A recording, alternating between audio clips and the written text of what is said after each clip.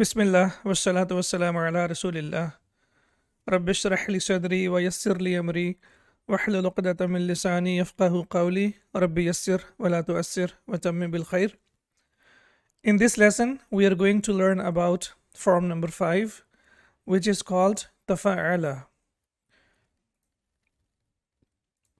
As we can see, this form has extra letters, and we have ta, which is extra, and then we have again ainul kalima, which has tashdid, which is also extra. So we have 5 letters. We have ta, fa, ain twice, and then lam, tafa'ala.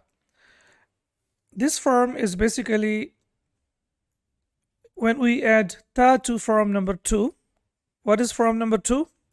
Form number 2 is fa'ala, right? Yeah, fa'ala is form number 2. And when we add ta to that, it becomes tafa'ala, and it becomes form number 5. And it's easy to remember that this is basically the reflexive form of form number 2. As we know that in form number 2, a person makes someone do something, it is causative, like allama, that means to teach someone. But when we take it into form number 5 and when we add ta, then it becomes reflexive, where we make ourselves do something. So tafa'ala is basically when we talk about ta'allama, that means to learn. So allama is to teach and ta'allama is to learn. So this is basically reflexive of form number 2. So when we add ta to form number 2, it becomes form number 5. When we look at the pattern, we have over here and tafa'ala, yatafa'alu, tafa'ulan. And please notice over here that now the mudari does not have dhamma. We have seen that in the previous forms, like form number 2, 3, and 4, mudari has dhamma, which is unusual.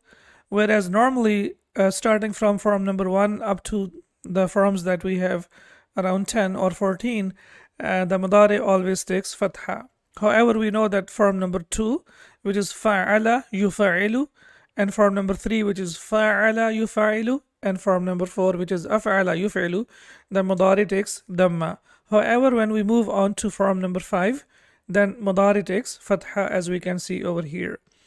So this is the pattern, and the verb that we are going to learn on this pattern is tadabbara. Tadabbara yatadabbaru, tadabburan, to reflect. And we have a very beautiful yet powerful verse of the Quran. أَفَلَا يَتَدَبَّرُونَ الْقُرْآنَ أَمْ عَلَى قُلُوبٍ أَقْفَالُهَا. Then they do not reflect upon the Quran, or are there locks upon their hearts? So now we can see over here that not reflecting on the Quran is referred to having locks on the Quran, that the hearts are locked. And we cannot reflect on the Quran unless we understand it. And that's what we are trying to do now. We are trying to understand the Arabic language of the Quran so that we can reflect on it. All right. Characteristics of form number 5. Just like we will focus on one main characteristic, as we discussed in the beginning, that this is reflexive of form number 2. So in verbs of this form, the action relates back to the doer. So the action goes back to the doer. Allama is to teach. And then when you talk about learning something, it is ta'allama, to learn. So when we are teaching someone, basically we are performing action on the other person and we are making someone do something. But when we talk about ta'allama, it's like we are doing, or we are making ourselves do something. So that's why it is called the reflexive of form number 2. Allama, to teach, ta'allama, to learn. The examples from the Quran: Ar-Rahman allama al-Quran. The most merciful taught the Quran, as we can see over here. Allama, taught. And then we move on to Surah Al-Baqarah. وَيَتَعَلَّمُونَ مَا يَضُرُّهُمْ وَلَا يَنْفَعُهُمْ. They learn. So now we can see here when it is يَتَعَلَّم and the plural is يَتَعَلَّمُونَ, it refers to learning. They learn what harmed them and did not benefit them. So the most important characteristic of form number 5 is it is reflexive of form number 2, and it is basically the person, the doer, the one who is performing the action is trying to do something by himself or by herself. So it's focused on the doer.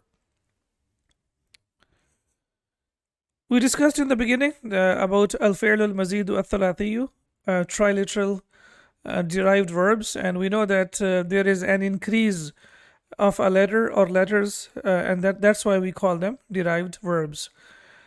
The 3-letter fa'ala, which is the root letter, is considered, or the root is considered as the first form. So what is the first form? First form is fa'ala. That is the standard form or the regular form or the original form.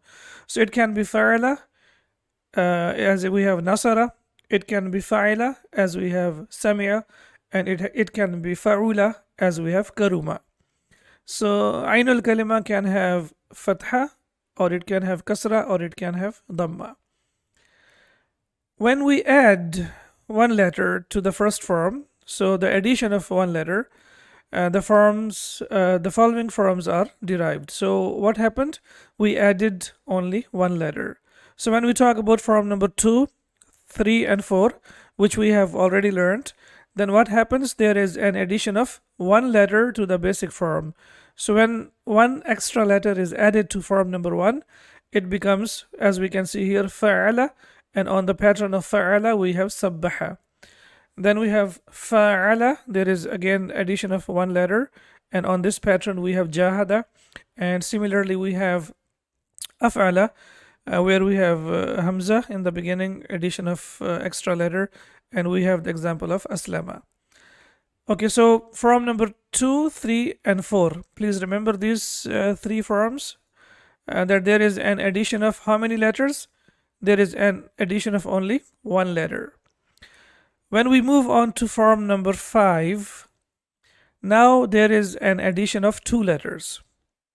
So we moved on to form number 5. So what happened now? There is an addition of 2 letters. What are those 2 letters? We have ta and tashdid, we can say. Ainul kalima is double, so we can say addition of ta and tashdid. So it has become tafa'ala, and on this pattern we are going to learn tadabbara. Form 1, then we have addition of one letter, and it becomes form 2, 3, and 4. And when we have addition of 2 letters, we have form 5 and also form 6. These 2 forms will have only 2 extra letters. And when we move on to form number 8, 9, and 10, there will be an addition of 3 extra letters. So now it's getting like bigger, and it's getting like, mashallah, like you are getting advanced.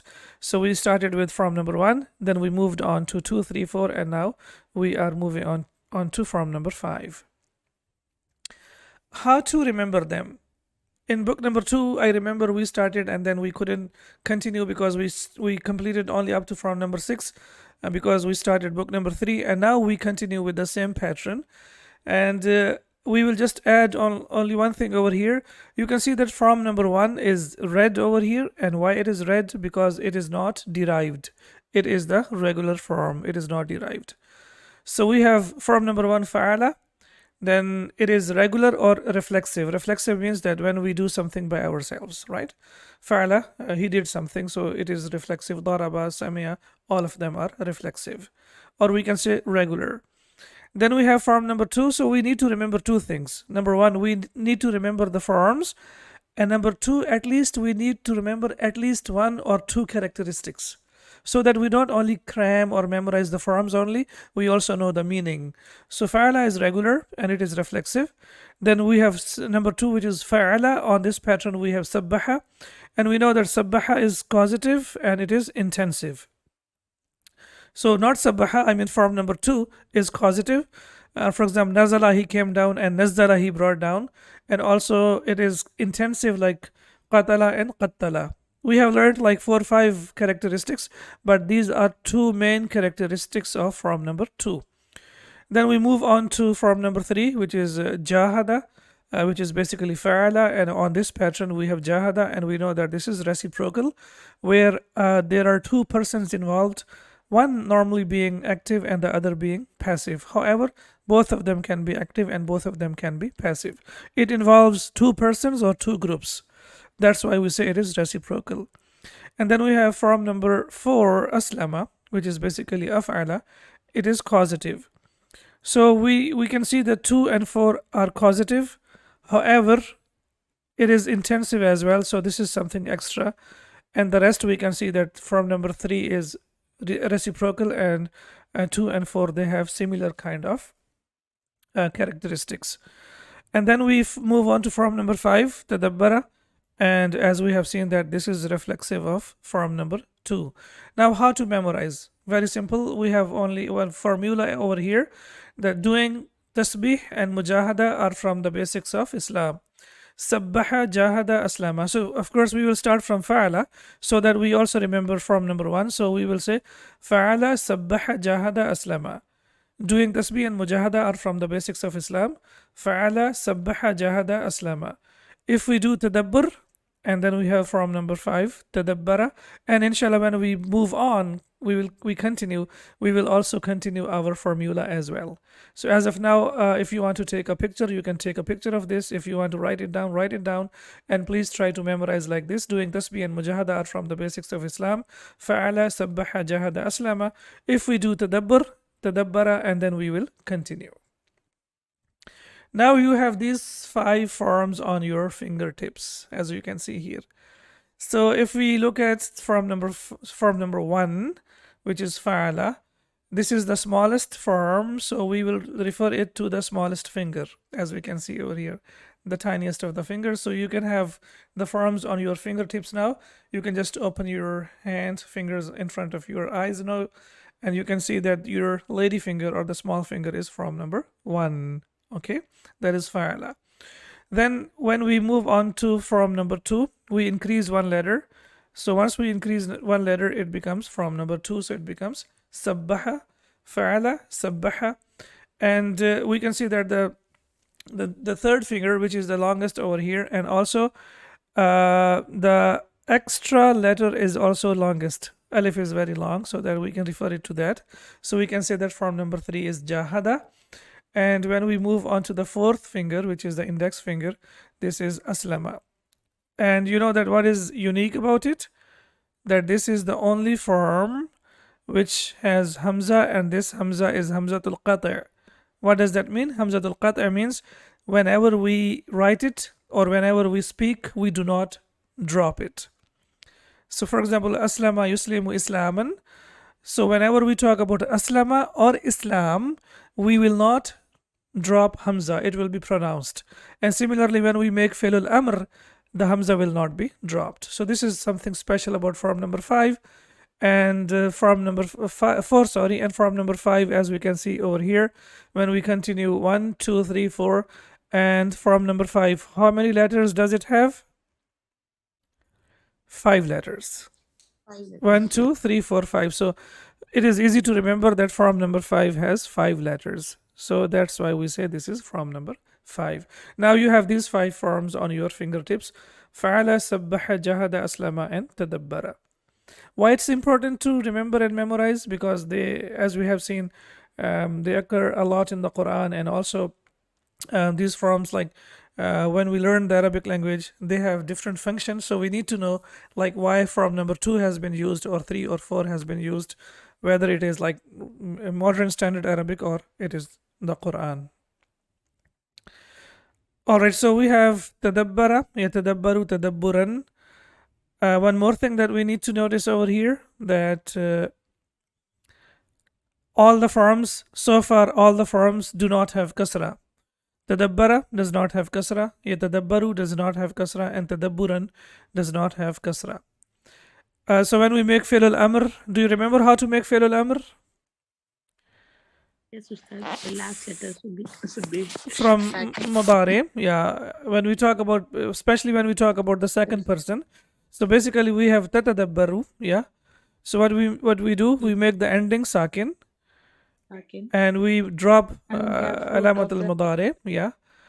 And if it is readable, if it's okay to pronounce, then there is no need to make any change. So tadabbar is easy to pronounce, that's why it is ready. So fi'l al-amr will be tadabbar. Similarly, ta'allam, takallam, tahaddath, right? So all of them, and we can see that there is no kasra so far.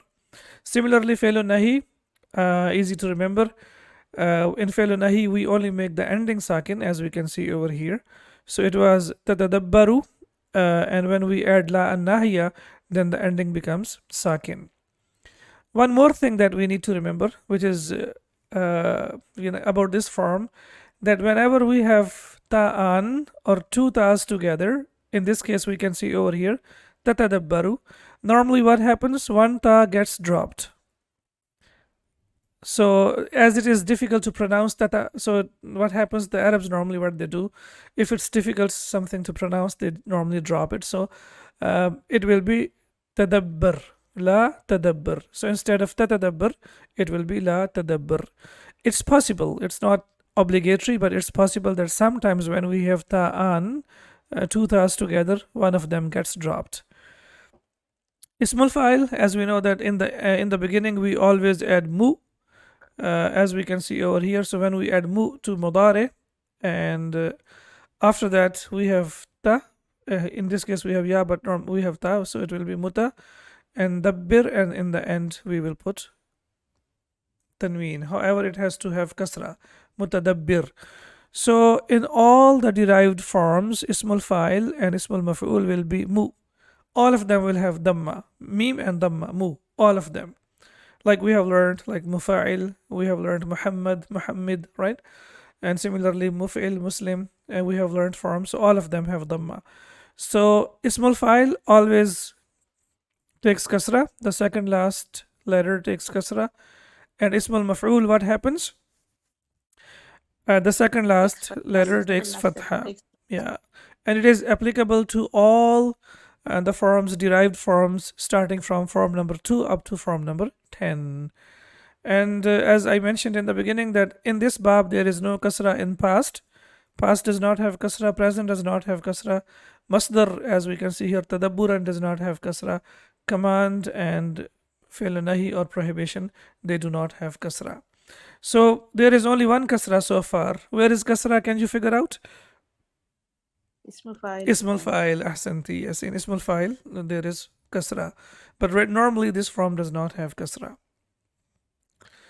الصرف الصغير, so we have تدبر يتدبر تدبرا فهو متدبر. And why we always have this? It's for you to memorize. فهو متدبر, اسم الفاعل.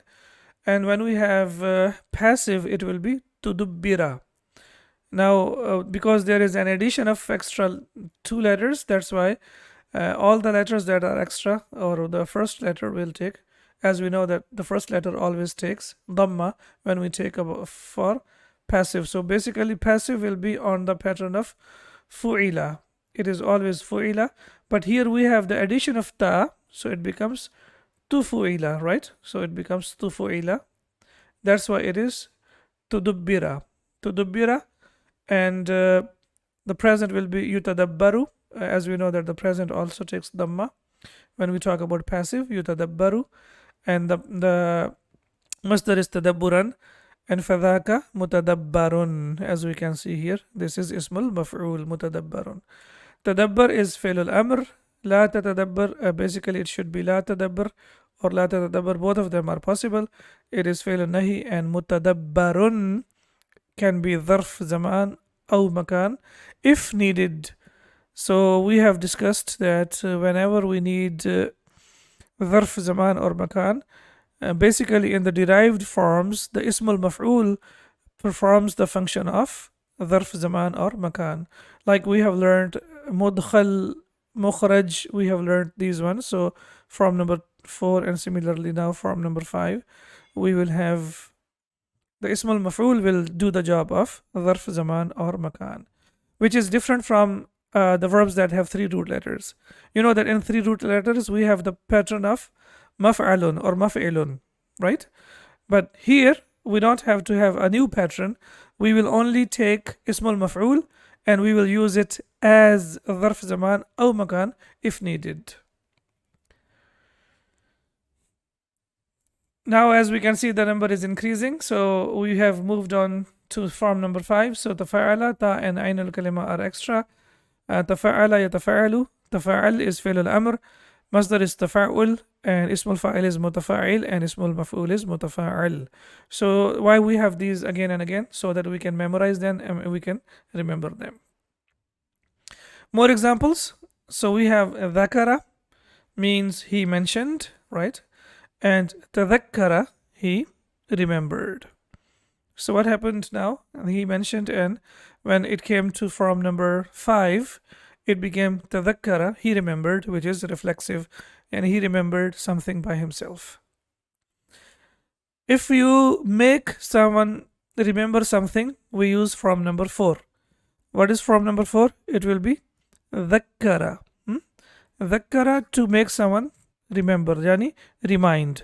Dhakkara yudhakkiru tadhkiran, that means to remind. But when we talk about tadhakkara, that means to remember. So extra ta means reflexive. So you can remember like this. Extra ta means that when you are doing something by yourself. Wala yali, as we know, he followed, and tawalla, he turned back. Sometimes the meaning can be completely different.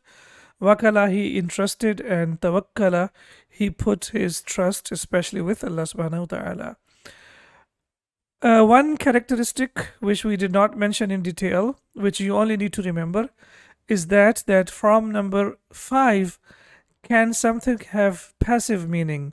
The meaning will be passive in itself. For example, bana, it became clear, and tabayyana, it became clear. So when something becomes clear, it becomes clear by itself. And there is no one to make it clear, because if there is someone to make it clear, that will be from number 4. That will be bayyana. Bayyana yubayyinu tabyinan. But when we say tabayyana, something became clear, so it means that something became clear by itself. So that's why we have to remember that this form can be sometimes passive as well. So it gives the meaning of what? Passive. And we will learn from one form. There is a complete form which is infa'ala, which only gives the meaning of passive. So this is a small highlight over here, that sometimes it can give the meaning of passive as well. Similarly, fakara, he reflected or he meditated, and tafakkara, he meditated or reflective, is also passive. He did something by himself. And kalama, we have learned in form number 2, he injured, and takallama, he spoke. That means to speak, or he spoke. Subhanaka Allahumma wa bihamdika, ashhadu an la ilaha illa ant, astaghfiruka wa atubu ilayk. Assalamu alaikum wa rahmatullahi wa barakatuh.